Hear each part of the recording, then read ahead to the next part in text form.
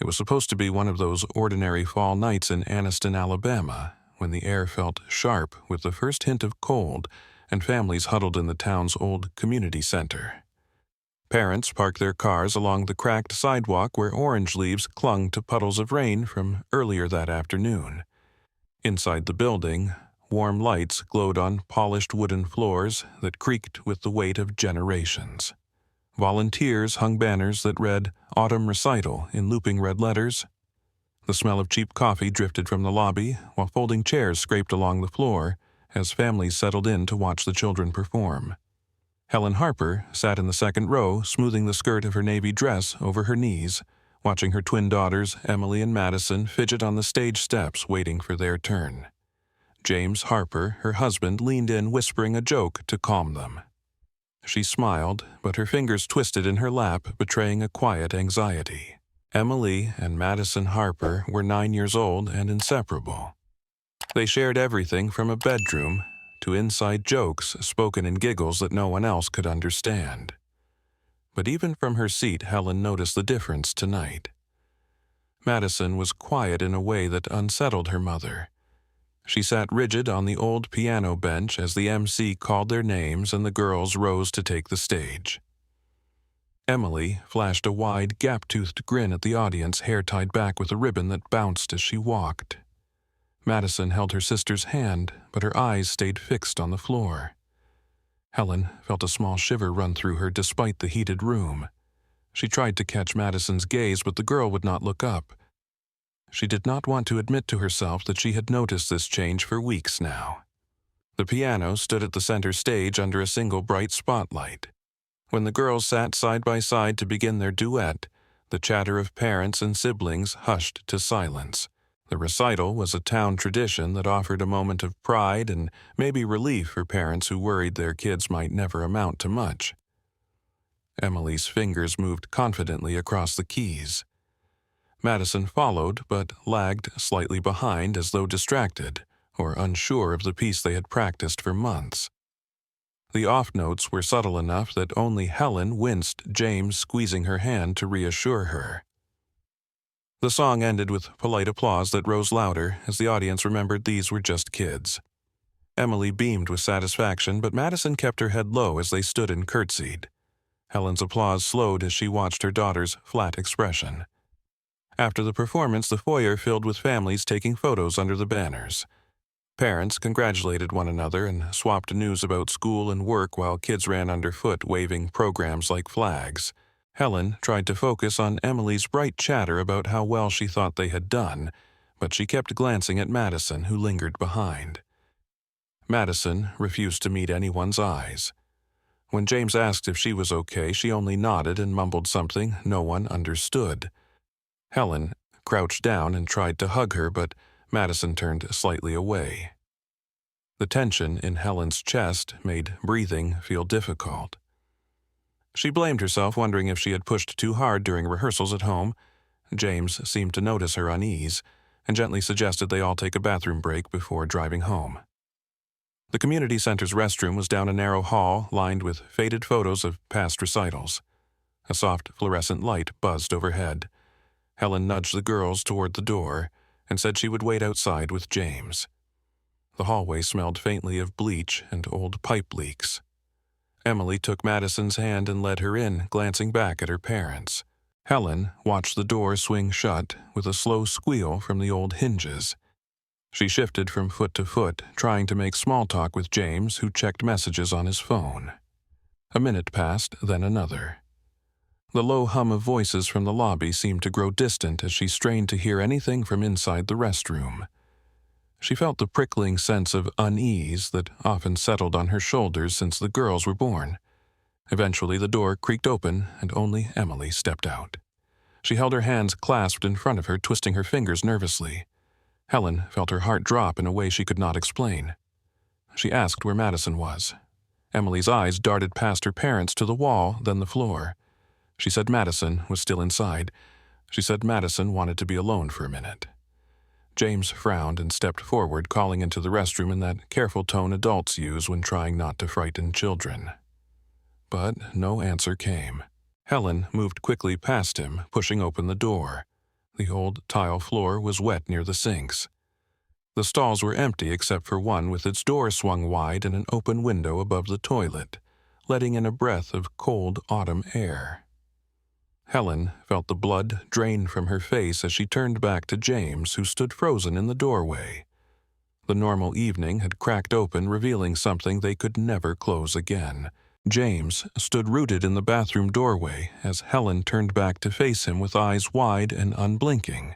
Her voice came out strained and breathless as she repeated Madison's name over and over, as if the sound alone would summon her child from thin air. She pushed past the stalls once more, examining every corner. Even though the room was so small, she could see it all at a glance. The window above the far stall was cracked open enough for cold air to slip in, sending goosebumps along her arms. The glass was smudged with streaks of grime from years of neglect. She stepped on the toilet seat to peer outside. Beyond the window, she saw nothing but the dark alley behind the center, where a weak yellow security light cast a hazy glow over the cracked pavement. She called out into the empty space with a voice that trembled with dread, but there was no answer. James gently pulled her back down. His face pale and drawn, Emily stood outside the door watching her parents with enormous eyes that brimmed with tears, but she did not speak. Helen turned on her heel and crouched in front of her, pressing both hands on her daughter's shoulders. She asked where Madison had gone, but Emily only shook her head, refusing to answer. James tried to coax her with calm words, but her mouth stayed clamped shut, her jaw rigid. A volunteer passing through the hall paused when he saw the scene and asked if they needed help. Helen swallowed hard and nodded her head, and the man hurried off toward the lobby to find someone in charge. Soon the event organizer, a round woman with reading glasses perched on her head, arrived with a worried expression. She led the family back toward the lobby, where the bright lights and festive chatter felt like a cruel mockery of their panic. The police were called while volunteers fanned out around the building. A pair of off-duty officers who had attended the recital offered their assistance, moving briskly through the corridors, calling Madison's name in calm, measured voices designed to soothe frightened children. Helen clung to Emily's hand, but the girl refused to look at her and would not answer questions beyond saying in a voice so quiet it could barely be heard that Madison had needed to use the restroom alone. James pressed his hands to his temples, as if trying to squeeze sense out of the chaos. Outside, the rain began again, a cold drizzle that slicked the pavement and hissed against car roofs as parents loaded up their own children, blissfully unaware of what was unfolding behind the community center doors. One of the volunteers found a janitor's key and unlocked the supply closets and staff office, checking each small room with the growing sense of dread that weighed down every footstep. Helen watched them disappear into the hall, then re-emerge, shaking their heads. The police took a report asking for Madison's most recent photo, which James shakily texted to the lead officer on scene. Emily sat on a folding chair under the fluorescent lights, staring at her shoes. Her hair ribbon had come loose and now dangled from one pigtail.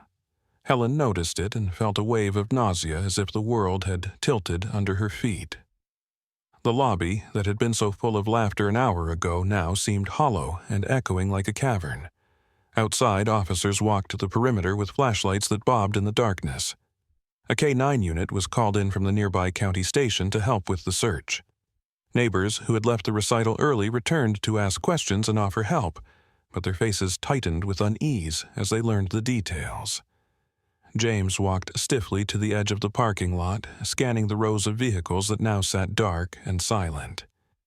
He wiped his face with the back of his sleeve, unable to keep the tears from flowing. Helen followed him, her voice breaking as she said they had to find her, they could not just let her go. Emily was led outside by an officer who gently tried to ask again what she had seen, but she only pressed her lips together and shook her head harder. By midnight, the search had extended 2 blocks in every direction. Officers knocked on doors, rousing sleepy residents who turned on porch lights and peered out with worry and irritation. A local pastor opened his small chapel nearby and invited the searchers in for coffee while they strategized. Helen refused to leave the parking lot, standing near the side entrance under the yellow security light that flickered every few seconds. She kept glancing at the window above the restroom stall where the pale rectangle of glass reflected nothing back but her own terrified face. James tried to wrap an arm around her, but she pulled away, eyes wild and searching. Emily fell asleep, curled up on one of the lobby chairs, an officer draping a jacket over her small frame. The night grew colder as the wind picked up, rattling the aluminum trash cans lined up behind the community center. A few volunteers with hunting experience offered to track the nearby woods, but officers reminded them protocol demanded they wait for daylight and organize teams. Helen found herself pacing between the front door and the alley behind the building, counting each step in her head in a vain effort to keep from screaming.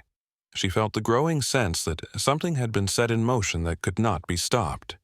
She heard James's voice cracking as he spoke to the lead investigator and realized with horror that her husband had begun to lose hope already.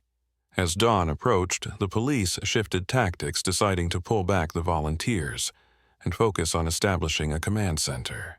Officers used their radios to coordinate roadblocks on the highway leading out of town, while detectives asked the event staff for contact lists. They wanted every parent who attended the recital to confirm whether they had seen anything unusual. The small town's local newspaper sent a young reporter to hover outside the yellow tape, snapping photos and asking nervous questions until an officer politely told him to leave. Helen watched him go with hatred boiling in her throat. She wanted to grab him by the collar and scream for him to do something useful instead of recording their pain for tomorrow's headlines. Inside the community center, the smell of stale coffee mixed with disinfectant as the staff tried to clean up the mess of half-eaten refreshments and overturned chairs from the hasty evacuation.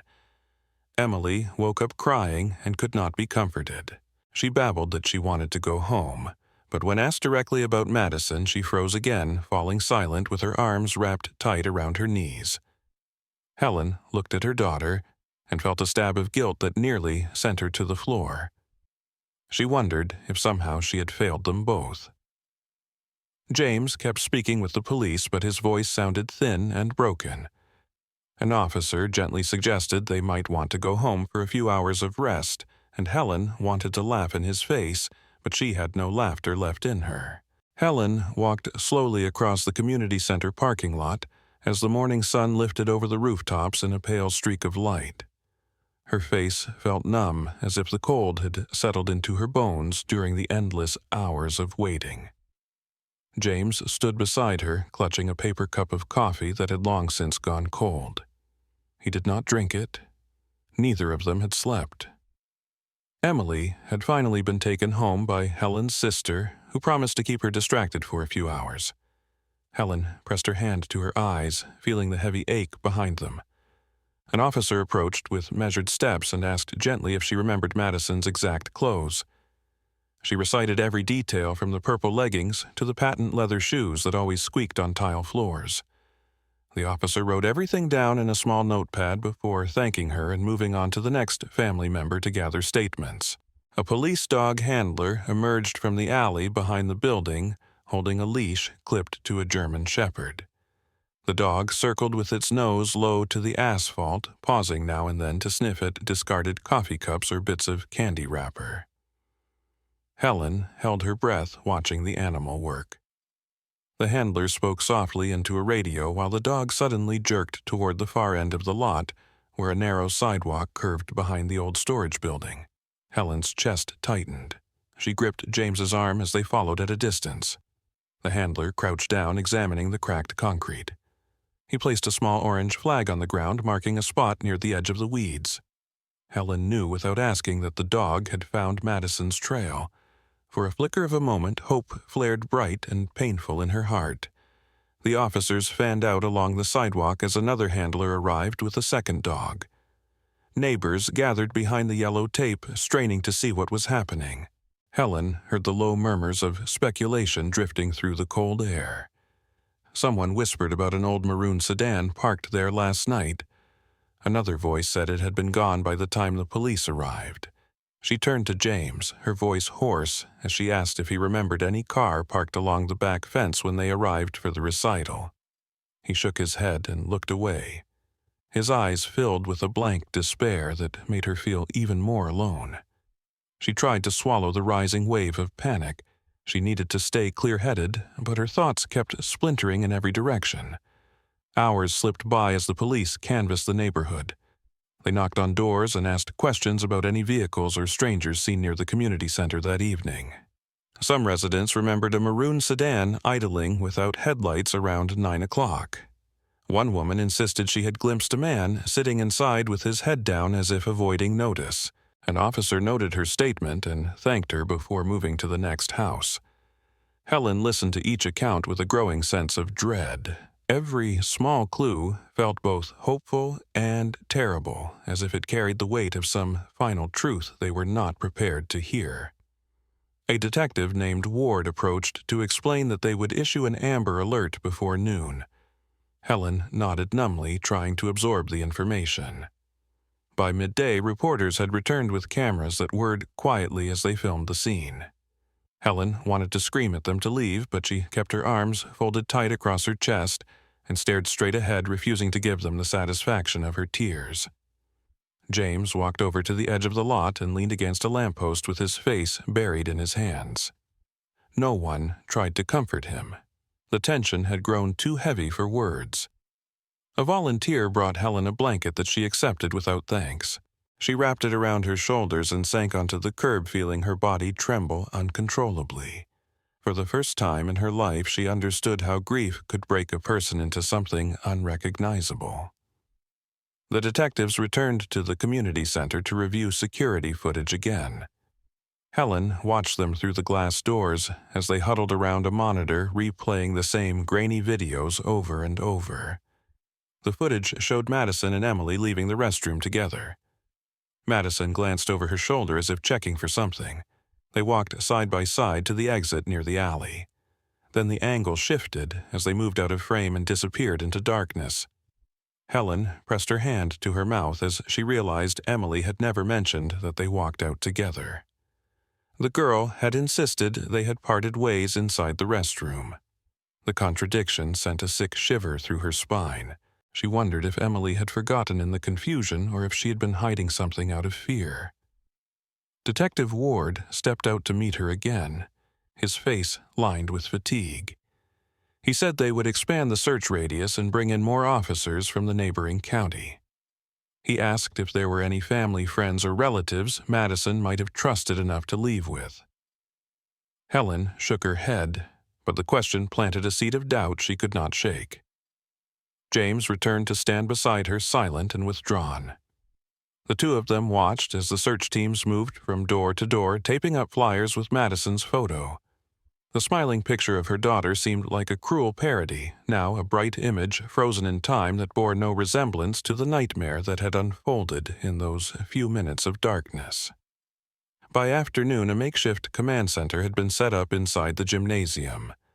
Tables covered in maps and radio equipment filled the space where children usually played basketball. Volunteers came and went, carrying boxes of bottled water and sandwiches no one had the appetite to eat. Helen sat in a folding chair, clutching her phone in both hands. She stared at the last photo she had taken of the twins in their recital dresses only hours before Madison vanished. She studied every detail, trying to find some hidden sign in Madison's solemn expression. The police assured her they were doing everything possible, but the minutes crawled by with no new leads. The officers continued to collect statements. They filed each small recollection in a growing stack of reports that felt as cold and heavy as a tomb. As dusk approached, Helen felt her mind slipping into an exhausted daze. She could no longer keep track of time. Every moment blurred into the next in a gray fog of waiting and fear. James paced along the gym wall, stopping only to glance out the high windows at the parking lot. The air felt stale and close. Someone turned on the overhead lights that buzzed softly, filling the silence with their mechanical hum. The glow settled over the worried faces of neighbors and strangers who had gathered to help. Helen knew she should stand up and thank them, but She could not move. She felt anchored to the chair by the weight of her own failure. She wondered if this was how life would feel from now on, as if the world had stopped on the night Madison disappeared and would never start again. Helen woke before dawn in her sister's guest room, blinking at the unfamiliar ceiling with its pattern of faint water stains. She had taken Emily there after the second night of fruitless searching to escape the reporters camped outside their home. Even in the small hours, she heard the buzz of a police scanner app on the nightstand where James had left his phone. He was sleeping in another room, unwilling to be near anyone, though.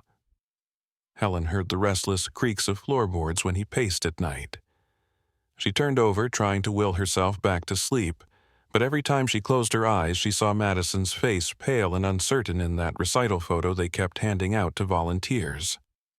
By the time Helen made it to the kitchen, reporters were already outside the driveway lights blinking against the early fog. They had local press and even a van from Birmingham parked at odd angles on the suburban street. Her sister offered coffee in a mug chipped along the handle, while glancing toward the window with distaste. Helen cradled it in her shaking hands. When Emily wandered in, she wore the same sweatpants she had refused to change out of for 2 days, and her hair was tangled where she had twisted it in her sleep. Helen pressed a kiss to her temple, but Emily did not respond except to turn away and mumble something about being left alone. The police held a press conference that afternoon on the steps of City Hall. Cameras clicked and lights flashed while Detective Ward spoke in a grave voice about leads and community vigilance. Helen and James stood stiffly at his side, clutching a missing poster between them.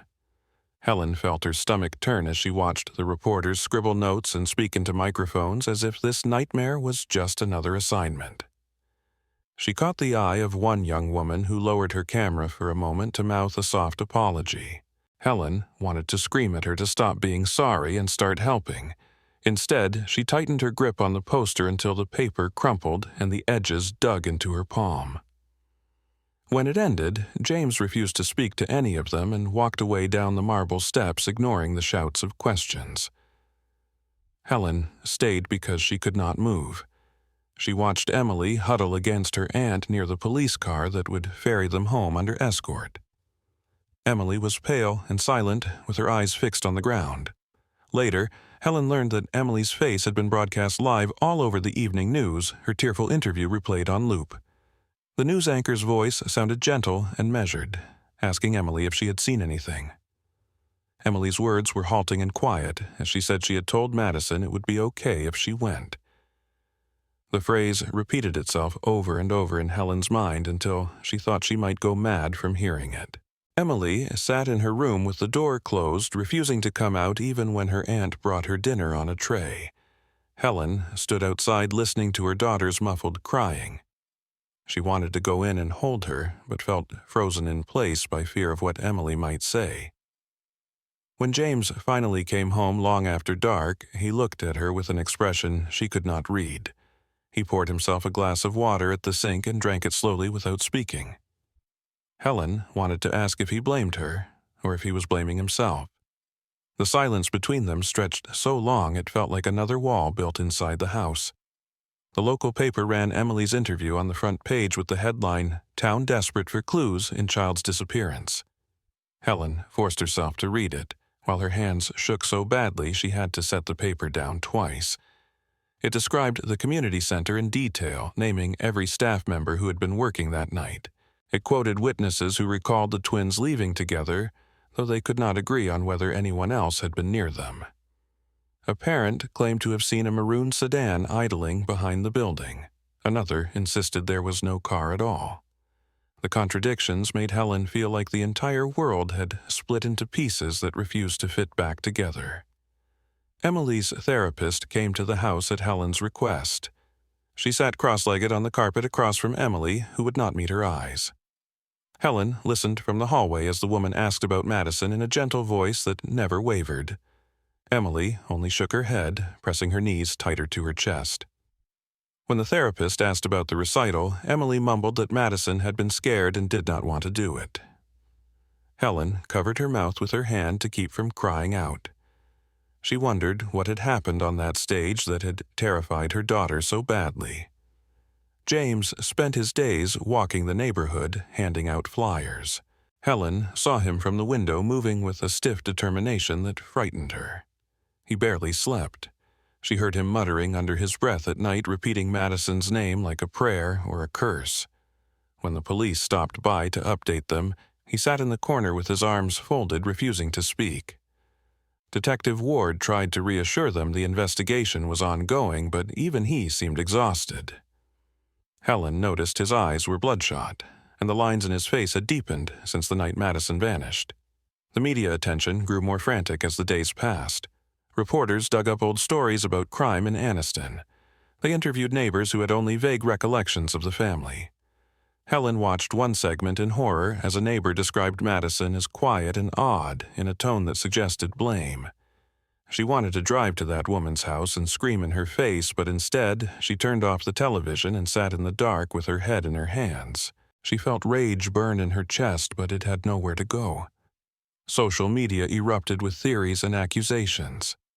Helen's sister tried to shield her from the worst of it, but she saw enough to understand that people who had never met them were dissecting their lives in comment sections.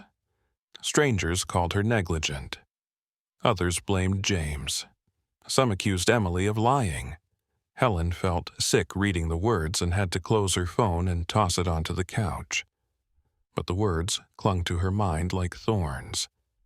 She wondered if they would ever be able to return to any kind of normal life, or if the world would always see them as the family who lost their child. The morning after the local paper ran Emily's tearful words on its front page, Helen awoke to the sound of angry voices outside the window. She pulled aside the curtain with shaking hands to see neighbors clustered in tight groups along the sidewalk, their arms folded and faces drawn. Some of them held copies of the paper rolled tight in their fists as they spoke in urgent tones. Helen could not hear the words clearly, but she did not need to. She recognized the anger in their posture. She stepped back from the window, pressing a hand to her mouth as dread settled in her chest like a stone. James came up behind her eyes, red from another sleepless night. He glanced outside without a word, and then turned away, heading down the hall with heavy, deliberate steps that made the floorboards creak. The police presence in the neighborhood increased overnight. Marked cars rolled slowly past every few hours, their lights flashing even when sirens stayed silent. Helen saw officers knocking on doors along the street, their notebooks ready. Some neighbors answered politely, while others slammed the door in their faces. Detective Ward stopped by in the afternoon, his hair wet from rain that had fallen on his walk from the car. He looked exhausted and older than she remembered. He said they had new tips from a few blocks away where someone claimed to have seen a maroon sedan parked at odd hours on the street last week. Helen felt a tiny flicker of hope before she remembered how many times leads like that had already led nowhere. That same afternoon, Helen heard the doorbell ring 3 times in quick succession. She jumped as if struck, and Emily flinched where she sat on the floor with her knees pulled to her chest. Helen hurried to answer it. On the porch stood a neighbor couple she barely knew, holding a casserole dish and shaking hands. The woman's voice cracked as she said they were praying for Madison's safe return. Helen took the dish because she did not know what else to do. She thanked them through numb lips. She closed the door with her back pressed to it for a moment, fighting tears. She wanted to hate them for their pity, but she could not summon the energy. James returned from another long walk around the neighborhood that evening, carrying a stack of new flyers under his arm. His coat was soaked through with a drizzle, but he ignored Helen's insistence that he change. He sat at the kitchen table, methodically flattening the damp pages one by one. Helen watched him, unable to speak. Emily remained in her room with the door closed. Every now and then they heard her crying through the thin walls. Helen wanted to go in and hold her, but fear kept her frozen. She did not know what words to use. She worried Emily would shut down completely if she pressed too hard. Later that night, Helen heard shouting from the porch. She bolted upright from the couch as James swung the door open. A neighbor stood on the steps, his face red with anger. He accused James of lying about what happened at the recital. He claimed the family was not telling the police everything. His voice boomed across the yard as other neighbors gathered in the dim glow of porch lights. James tried to speak, but the man talked over him, his words sharp and cruel. Helen felt her chest seize with panic. She ran forward to put herself between them. The argument ended only when an officer parked nearby hurried up the walk, ordering the crowd to disperse. Helen trembled as she watched the neighbors slink back to their homes, leaving only silence and the hum of insects in the dark. After the confrontation, Helen sat on the couch with her head in her hands. James paced the floor, clenching and unclenching his fists. Emily emerged from her room at last, her eyes swollen from crying. She asked in a hoarse voice why people hated them. Helen pulled her into her lap, wrapping both arms around her thin shoulders. She tried to offer comfort, but her voice cracked and broke. James turned away, unable to watch. The house felt like a tomb holding nothing but their shared fear and failure. The next morning brought more patrol cars cruising slowly through the neighborhood. The school district sent an email offering counseling services to children who knew Madison. Helen read it twice before deleting it. She could not bear to imagine the whispers in hallways or the way teachers would glance at empty chairs. Emily refused to go back to class. She lay on the couch all day, clutching a stuffed rabbit that used to belong to Madison. Helen let her. She no longer had the strength to argue. By afternoon, the police had set up a command trailer in the parking lot of the community center. It loomed large and sterile against the cracked asphalt. Helen went there with James to meet Detective Ward. He explained they would be interviewing everyone who had attended the recital again. They would also conduct roadblocks along the highway that weekend. Helen nodded automatically. She tried to focus on his words, but her gaze kept drifting to the edge of the lot, where volunteers stapled missing posters to telephone poles already slick from rain. The interviews began the next day in the gymnasium. Folding chairs lined the walls under the pale glare of fluorescent lights. Helen sat beside Emily, who held her hand in a grip that hurt. James sat across from them, looking hollow. Volunteers served stale coffee and donuts no one touched.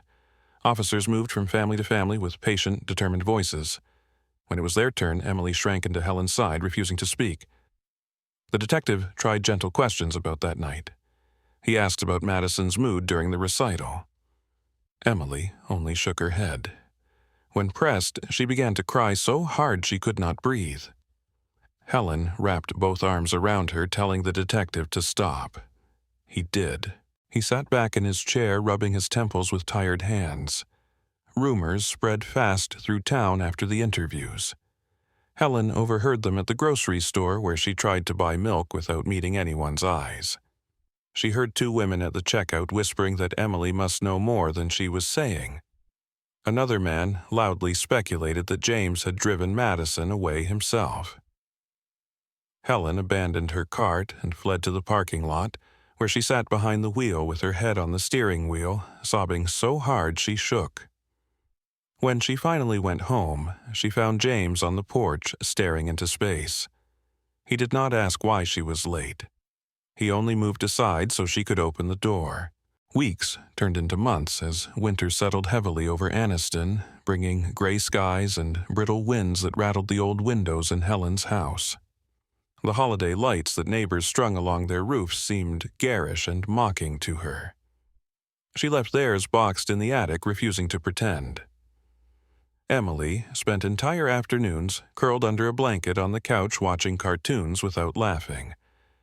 When the police called for routine updates, Helen's voice sounded flat, even to her own ears, as she repeated the same answers.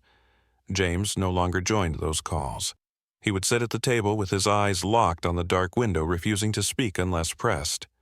The distance between them had grown like a crack in the foundation of their lives. Detective Ward called them in mid-January to inform them that the search was officially scaling back. Helen sat rigid in the small office chair, clutching her hands until the knuckles turned white. Ward looked exhausted as he explained that leads had dried up. The maroon sedan had never been located despite traffic camera reviews and interviews with every nearby resident. Composite sketches based on conflicting witness descriptions looked nothing alike. Ward reminded them that cases sometimes went quiet before breaking years later. Helen tried to hold on to that thin thread of hope, but it felt as fragile as the brittle winter branches outside. Emily's school counselor called to suggest returning to classes with accommodations. Helen forced herself to take the meeting. She sat in a small office that smelled of old chalk and disinfectant, while the counselor spoke in a soothing voice about stability and routine. Helen nodded politely, but her heart twisted at the idea of sending Emily back into the swirl of rumor and half-hidden stares. When she asked Emily at home, the girl only shook her head fiercely, burying her face in her arms. Helen did not push it. James had stopped weighing in on these decisions. He would listen without comment, then walk out to the backyard to smoke cigarettes that he had taken up again despite his earlier promise to quit. They tried family therapy in February after Helen's sister insisted it might help. The sessions took place in a small converted house that smelled of coffee and lavender. The therapist spoke with gentle firmness, encouraging them to share their feelings. Helen managed a few halting sentences about fear and guilt before breaking down in tears. Emily sat curled in a chair, refusing to meet anyone's eyes. James spoke only once, in a ragged voice, when asked how he felt. He said he felt nothing at all anymore. The therapist nodded solemnly and suggested more sessions, but Helen felt the cold in her bones as they left. She doubted they would go back. In March, James quietly packed a suitcase and moved into a small rental across town. He did not shout or accuse. Helen watched him load his clothes into the car with methodical care. Emily clung to her mother's side, sobbing as she watched her father drive away without looking back. That night, Helen sat awake in the dark, listening to the wind batter the windows. She thought of the first night she and James had brought the twins home from the hospital. She remembered how he had held them both at once, whispering that he would protect them forever. She pressed her knuckles to her mouth to keep from screaming. Rumors about Madison faded from local gossip as other news filled the void. A house fire on the next block, a break-in at the hardware store. The town moved on, while Helen's life remained frozen on the night of the recital. Missing posters grew ragged and faded in the rain until city workers took them down. Helen called the police every week anyway, leaving messages she knew might not be returned quickly. Detective Ward remained polite but weary. He told her he would never close the case, but that their resources were limited. Each call ended with Helen sitting on the kitchen floor staring at the wall. Emily's nightmares worsened with the thaw of spring. She would wake screaming and gasping for breath. Helen would rush in to find her shaking and unable to speak. She would hold her daughter for hours until her sobs slowed to hiccups. Once, Emily whispered that she had seen Madison in the dream, standing in the dark behind the community center, asking why she had let her go. Helen pressed her lips to her hair and rocked her until dawn. She wondered if she would ever hear her daughter's real laugh again. Helen took on more shifts at the diner downtown, trying to keep the mortgage paid now that James was gone. She learned to fake smiles for customers while scraping gum from under tables and refilling stale coffee. Co-workers avoided mentioning Madison, though their eyes said everything. A few kind souls tried to ask if there was any news, but she would shake her head and walk away before they finished. She could not bear to hear her own voice say no one knew anything. She knew some blamed her quietly. They whispered that a better mother would have seen something was wrong. She hated them for it, but a small voice inside agreed. James called rarely and only for Emily's sake. He would ask in a flat voice if she was eating or sleeping. Helen would force herself to answer calmly, though she wanted to demand he come back and help her carry the weight of this nightmare. Emily would take the phone in silence, listening for long stretches before saying a soft goodbye. When Helen tried to ask what they talked about, Emily would turn away and mumble that it was nothing. She stopped pushing. She no longer had the energy to fight anyone. As summer approached, Helen found herself cleaning Madison's room in the middle of the night. She folded clothes that would never be worn again. She pressed her face to the pillow, breathing in a scent that was fading with time. She lined up stuffed animals along the bed as if preparing it for her daughter's return. She knew it was madness, but it gave her something to do with her shaking hands. When Emily woke and found her there, she said nothing. She only crawled into her mother's lap and buried her face in her chest. Helen held her tight until the sun rose, casting weak light on the room that felt like a mausoleum. 6 years passed in slow agony, marked by birthdays without candles and holidays with empty chairs. By the summer of 2016, Helen had stopped expecting calls from the police. The case file sat somewhere in the county office, gathering dust.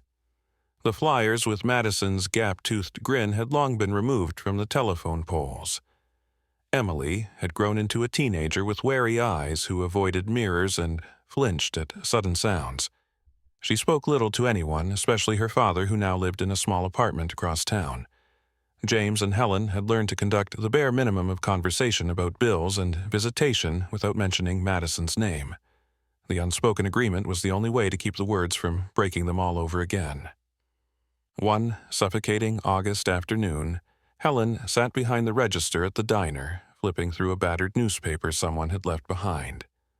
Her hands were cracked from washing dishes, and her hair was tied back in a limp knot. She barely registered the words until she saw a headline about volunteers clearing brush behind St. Mark's Church. The article mentioned the groundskeeper finding children's shoes buried in the dirt near the old storage shed. Helen's breath caught in her throat. Her vision blurred so badly she had to grip the counter edge to keep from falling. The words danced before her eyes, describing black patent leather scuffed at the toes, the kind her twins had worn that night. She left the diner before the end of her shift without a word to anyone. She drove too fast across town, ignoring the way her hands trembled on the wheel. At the church, she found police tape strung around the narrow path behind the old brick building.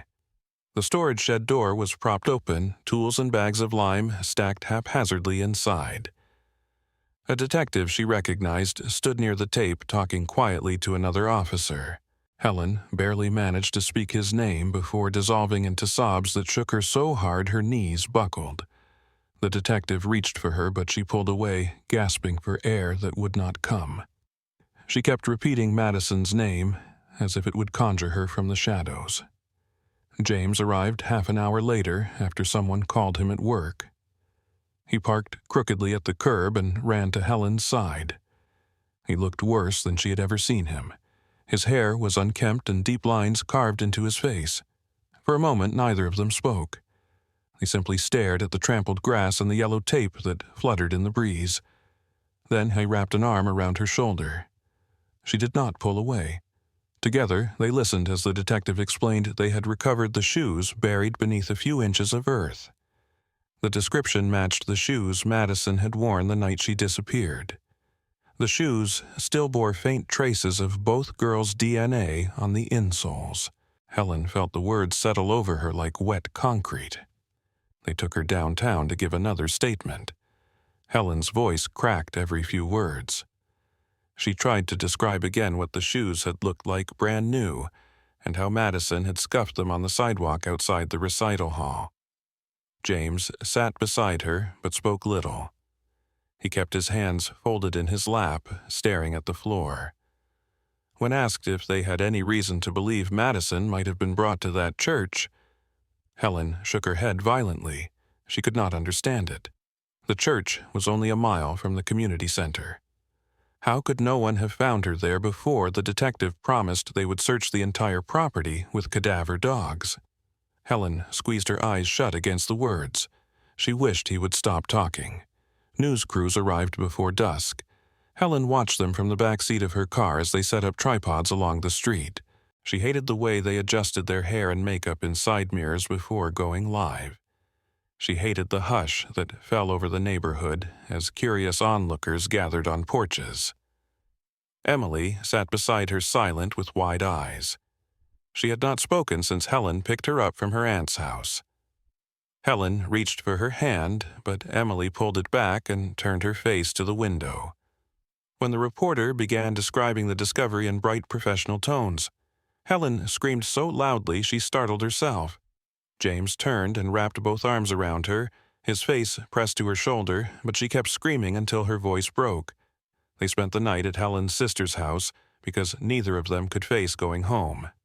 Emily refused to sleep in a separate room, choosing instead to curl on the couch in the crook of Helen's arm. James sat in the armchair across the room nursing a glass of water he never drank from. No one spoke. The television droned quietly in the background, offering reruns of old sitcoms that felt obscene in their forced cheer. Helen watched the shadows on the ceiling grow and shrink as headlights passed outside. She wanted to ask Emily what she remembered from that night, but she could not make herself form the words. She was terrified of what Emily might say. The next day, police closed the area around the shed, completely bringing in forensic teams with tents and bright lights that made the churchyard glow in the darkness. Volunteers who helped maintain the grounds stood in small knots whispering to one another, faces pale and uncertain. Helen found herself watching them from her car, trying to read their lips through the windshield. She felt as if she were living underwater, everything muffled and heavy. When the detective finally spoke to her again, he confirmed they had found traces of blood on one of the shoes. It matched Madison's DNA. Helen pressed her fingers against her mouth so hard she felt her teeth cut the skin. James took leave from work and slept on the couch at Helen's house. They avoided discussing what would come next. Emily hovered near them at all hours, refusing to go to school or visit her friends. She clutched her phone constantly but never called anyone. Helen would hear her crying in the bathroom late at night, the water running to cover the sounds. When Helen knocked, Emily would not answer. James tried once to sit beside her and talk, but Emily turned her face away and pulled her knees to her chest. He gave up with a sigh that sounded like defeat. As summer closed in, Helen realized she could no longer remember what her voice sounded like when it laughed. She could not remember the last time she had touched Madison's hair or kissed her forehead. She felt as if she were dissolving into something unrecognizable. James would occasionally put his arm around her as they sat on the porch watching police cars idle down the street. Neither spoke. They simply listened to the cicadas scream in the heat and felt the weight of a discovery that had given them no real answers at all. Detectives asked Helen to bring Emily in for another interview at the station.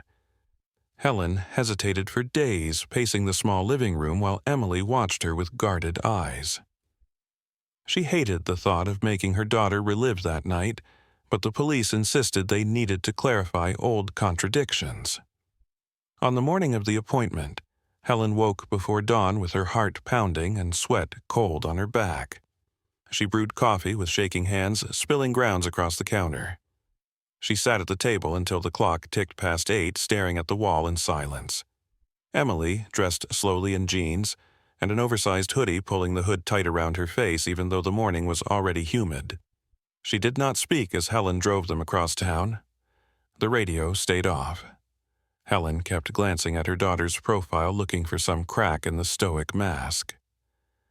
Emily stared out the window, her arms wrapped tight around her ribs as if trying to hold herself together. When they pulled into the station parking lot, she inhaled sharply but made no move to get out.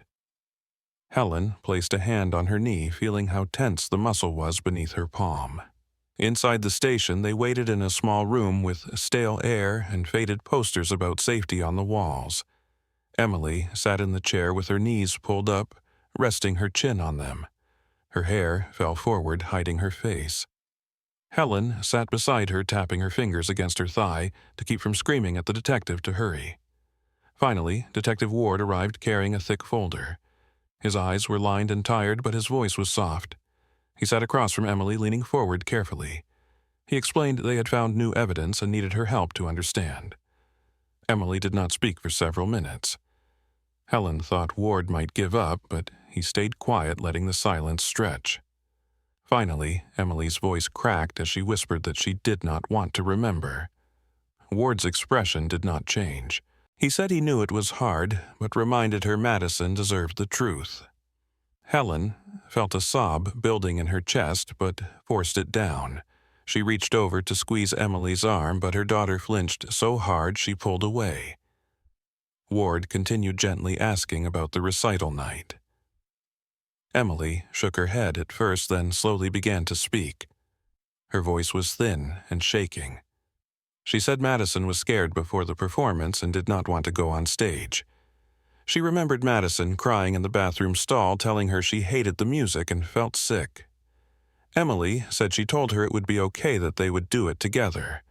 Her words stumbled as she described them leaving the restroom. She finally admitted they had walked outside together to the side exit, but split up when Madison insisted she wanted to go home alone. Helen pressed her fingers to her mouth as the words tumbled out. The detective asked why Emily had lied before. She began crying so hard she could not speak again. Ward sat back, giving her space, but did not stop. He asked if she remembered seeing anyone outside the exit. Emily hesitated, shaking her head before whispering that someone had been there waiting in the shadows. Helen froze. Emily's hands trembled in her lap. She said it was a man, but she could not see his face clearly. She remembered Madison grabbing her hand one last time before walking toward him. Emily said she'd wanted to run after her sister, but the man looked at her in a way that made her stop. She sobbed that she had turned around and gone back inside because she was too scared. Helen felt hot tears roll down her face as she listened. She wanted to hold Emily, but she sat frozen, unable to move. Ward asked her again to describe the man. Emily shook her head violently, saying she could not remember his face. She said it was like a nightmare she could not wake from. Ward nodded slowly, closing his notebook. He promised they would follow up on her statement and would not make her talk more today. Emily did not look at anyone as she pushed back her chair and stood on shaking legs. Helen scrambled up to follow her, but Emily walked past without meeting her eyes. They left the station into glaring sun that felt cruel after the dim interview room. Helen drove them home in silence. Emily pressed her forehead to the passenger window, refusing to look at her mother. Helen gripped the wheel so tightly her knuckles turned white. At a stoplight, she risked a glance over and saw a single tear slide down Emily's cheek. She wanted to pull over and wrap her in her arms, but she knew her daughter would resist. She kept driving, blinking furiously to clear her own tears before they blurred the road completely. That evening, Helen sat at the kitchen table staring at the dented surface while James paced in the living room. She had called him as soon as they left the station. He had driven straight over, looking shaken. He asked in a raw voice what Emily said. Helen recited the words exactly as she remembered them, feeling them carve fresh wounds with every syllable. James pressed his palms against his eyes and sank onto the couch, shaking his head. The room felt small and tight, filled with things unsaid that neither could face directly. Emily stayed in her room with the door closed, refusing to come out for dinner. Helen knocked gently, but heard only muffled crying. She leaned her forehead against the door, whispering that she was sorry. She could not remember the last time she had held Emily and felt her relax instead of stiffen like a cornered animal. Down the hall, James spoke on the phone with the detective, low and urgent. Helen heard words like family friend and church volunteer and watched his silhouette sag in the lamplight. She wondered if they had always been doomed to this or if it was just one terrible choice that had set everything on fire. Detective Ward called them 2 days later with a voice that sounded heavy and worn from too many long nights. He asked Helen if she could come in alone first to talk. She agreed, leaving Emily with James, who sat on the couch with her, wrapped in a blanket, watching static on the television screen. Helen drove slowly through town, noticing how the sun glared off windshields in a way that hurt her eyes. She parked in front of the station and sat in the car for a long moment, gripping the steering wheel. Her hands had begun to tremble again so badly she felt she might lose her grip completely. Inside the station, Ward led her to the same small room where Emily had sat shaking only days before. The walls felt even closer now, as if they might crush her if she leaned back too hard. Ward slid a file across the table, but did not open it.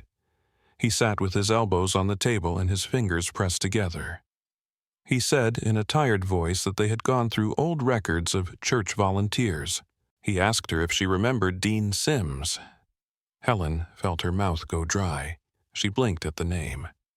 She remembered him from those nights helping set up folding chairs and arranging hymnals. She remembered him laughing too loudly at small jokes. Ward watched her face closely and said Dean had moved out of state the month after Madison disappeared. He said they had not found any record of Dean coming forward to speak with investigators at the time. Helen felt her pulse in her throat so hard she nearly gagged. She told Ward in a cracked voice that she barely remembered Dean and that she would never have left her children with him alone.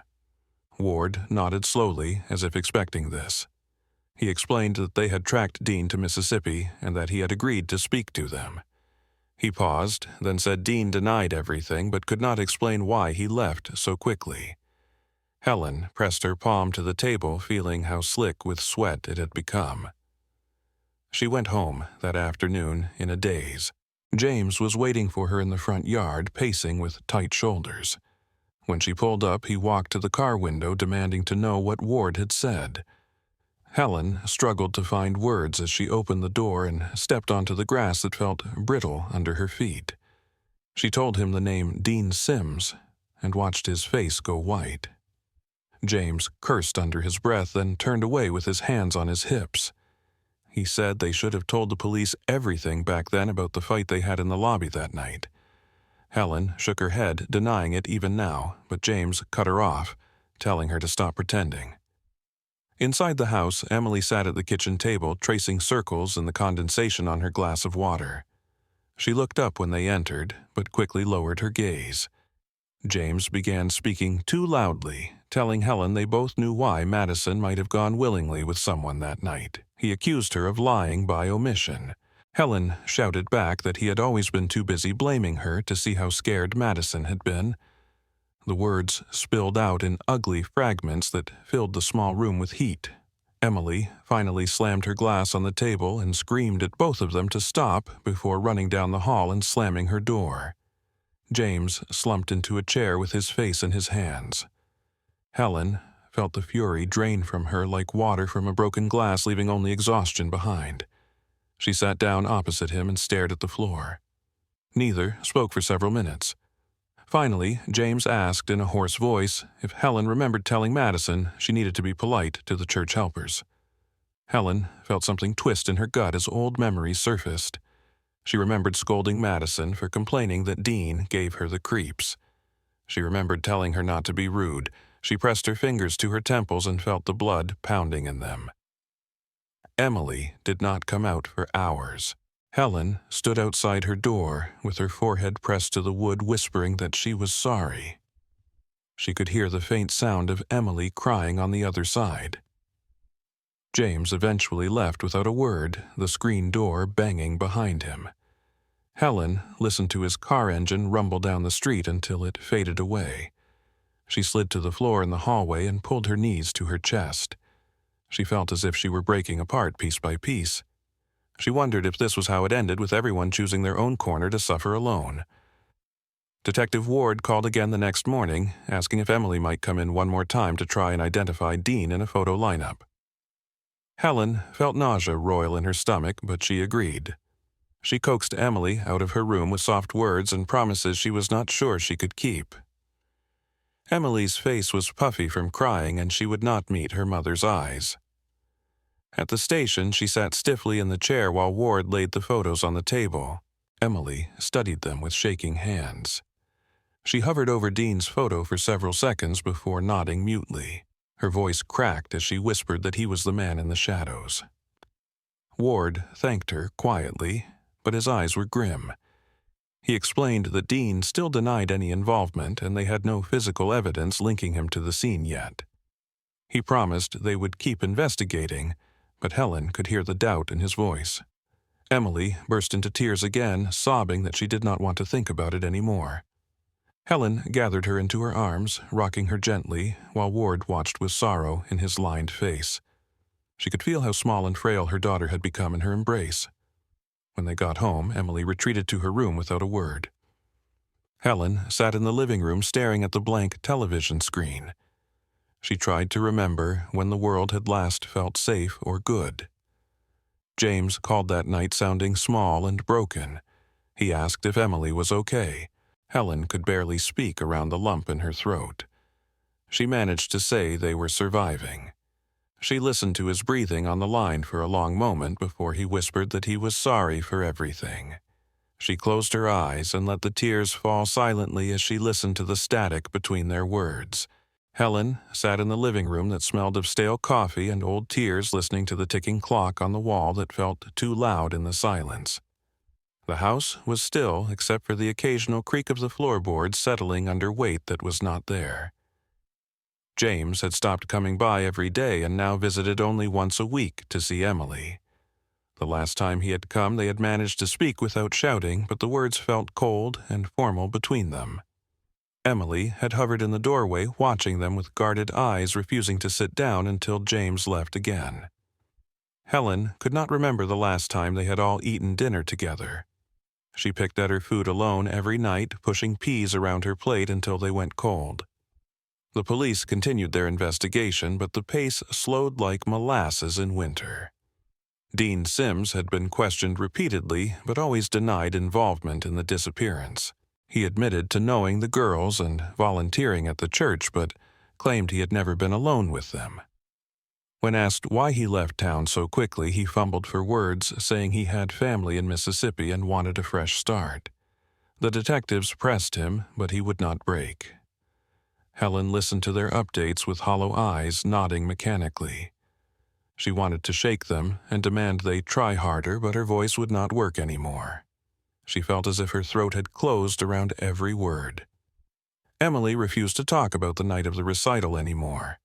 She would retreat to her room, shutting the door with slow, deliberate movements that spoke more than any words. Helen stood outside that door night after night, whispering apologies she was sure Emily would never accept. She could hear her daughter crying sometimes, muffled by her pillow. The sound stabbed her heart until she felt she might bleed out onto the hallway floor. She tried to cook Emily's favorite meals, but the plates sat untouched on the table. Eventually, she stopped trying. She let Emily eat cereal for dinner if she wanted, or nothing at all. The doctor suggested therapy again, but Emily refused. Helen did not have the strength to fight her on it. James called less frequently, and when he did, he spoke in a flat voice, asking about bills or groceries or Emily's grades. Helen answered in the same tone, matching his careful distance. Sometimes they sat in silence on the phone, breathing into the line without saying anything. When he finally hung up, she would set the receiver down gently and place her head on the kitchen table, listening to the clock tick away the life she used to have. She remembered when James would make her laugh so hard she cried when they were young and stupid and believed they could handle anything together. She wondered if he remembered too, or if he had chosen to forget to survive. Spring brought warmer days that felt like mockery. The sun shone too brightly through the dirty windows, revealing dust motes dancing in the still air. Helen opened the window once to let fresh air in, but the noise from the street startled Emily, who ran to her room. Helen shut it again and locked it tight. She stopped watching the news because every story about missing children twisted her stomach until she could not eat. She avoided friends who wanted to help. Their pity was like acid on her skin. She chose loneliness because at least it was honest. One afternoon, Detective Ward knocked on her door, wearing the same rumpled suit and weary expression. Helen let him in without speaking and sat across from him at the kitchen table. He held a folder that looked too thin to hold anything important. He cleared his throat and said they had found human remains in a drainage culvert half a mile from St. Mark's Church.